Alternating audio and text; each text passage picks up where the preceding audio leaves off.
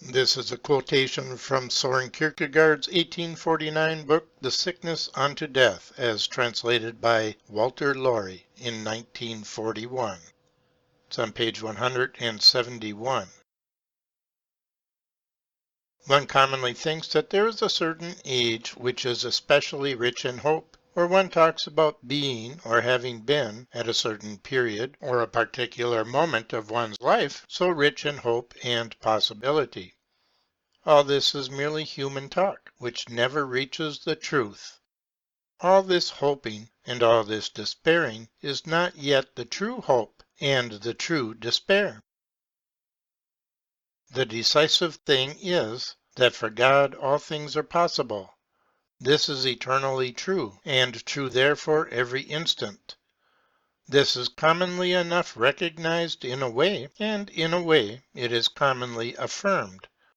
But the decisive affirmation comes only when a man is brought to the utmost extremity, so that, humanly speaking, no possibility exists.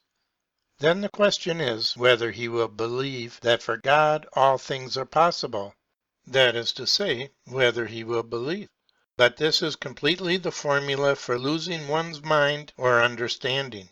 To believe is precisely to lose one's understanding in order to win God.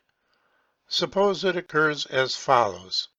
Picture a man who with all the shuddering revolt of a terrified imagination has represented to himself some horror as a thing absolutely not to be endured. Now it befalls him. Precisely this horror befalls him.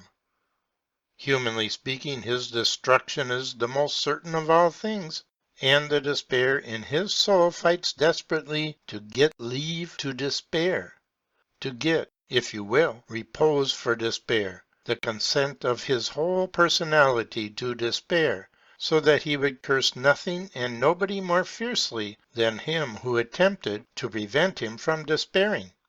As the poet's poet so capitally, so incomparably expressed it in Richard II, Act 3, Scene 2. Beshrew thee, cousin, which didst lead me forth of that sweet way I was into despair. So then salvation is, humanly speaking, the most impossible thing of all.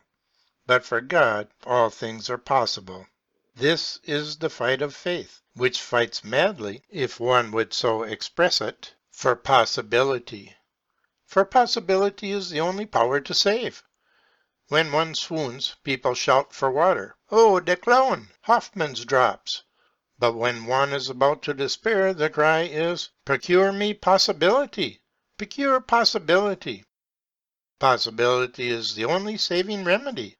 Given a possibility, and with that, the desperate man breathes once more. He revives again. For without possibility, a man cannot, as it were, draw breath. Sometimes the inventiveness of a human imagination suffices to procure possibility. But in the last resort, that is, when the point is to believe, the only help is this, that for God all things are possible.